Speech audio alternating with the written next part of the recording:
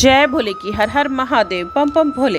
आज मैं आपको सुख सागर तीसरे स्कंद का तीसरा अध्याय सुना रही हूँ। सुनी। उद्धव जी का विदुर से वर्णन हरि यश गान, सो तीसर अध्याय में करहु मुनीश्वर पान। सुनी।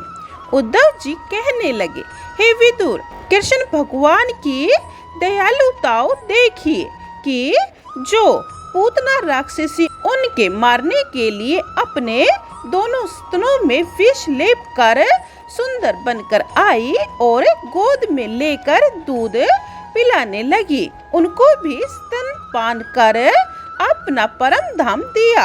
ऐसे दयालु भगवान को छोड़कर अन्य कौन की शरण लें?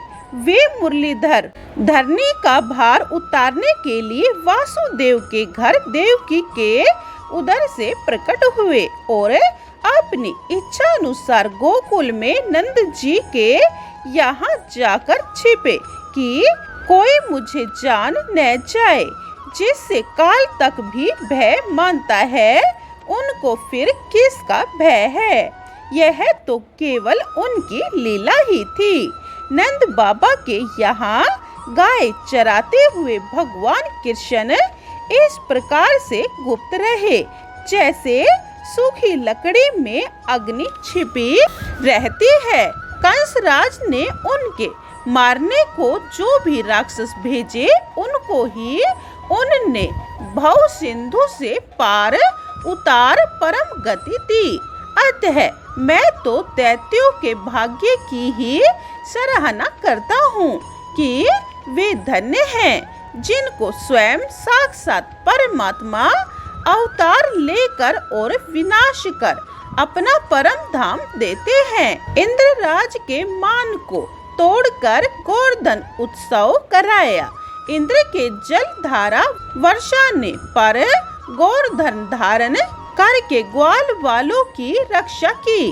कलियन नाग को दमन करके विषय युक्त जल पान से मरे हुए गोपों को जीवित किया और यमुना जल अमृत के सदृश्य किया। शरद ऋतु के चंद्र किरणों से प्रकाशित रात्रि में रस मंडल कर कामदेव का अभिमान दूर किया।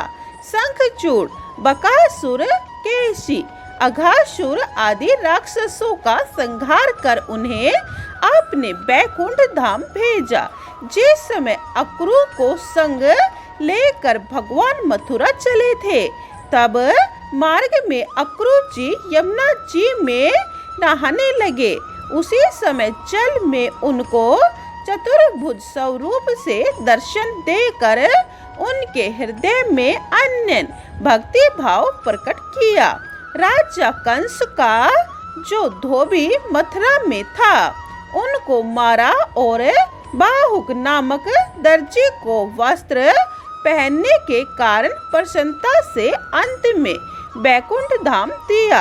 सुदामा माली पर प्रसन्न हुए और उसे अक्षय धन मिलाने का वर दिया। केवल मस्तक पर चंदन लगाने के कारण ही कुब्जा को टेढ़ी से सीधी बनाकर अत्यंत सुंदरी बनाया और उनकी कामना पूर्ण की।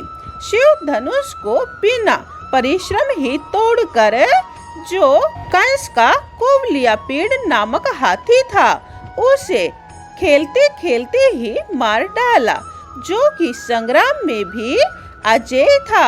चाणूर तथा मुष्टिक आदि योद्धाओं को मल्ल युद्ध में मार डाला और राजा कंस को 8 भाइयों सहित मारकर उनको परम गति दी।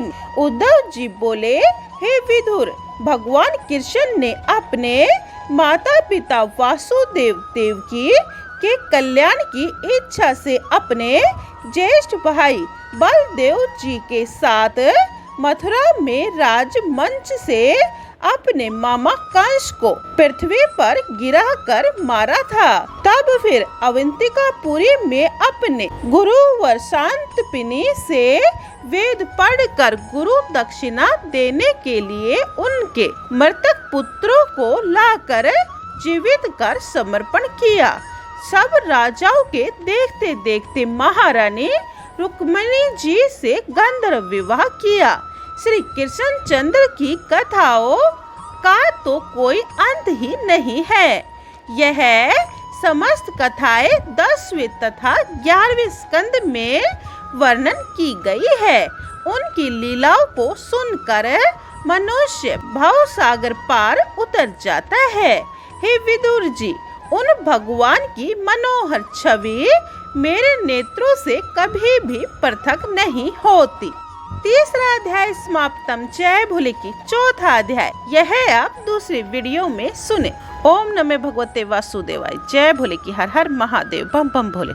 पूरी सुख सागर सुनने के लिए यह चैनल सब्सक्राइब कर ले।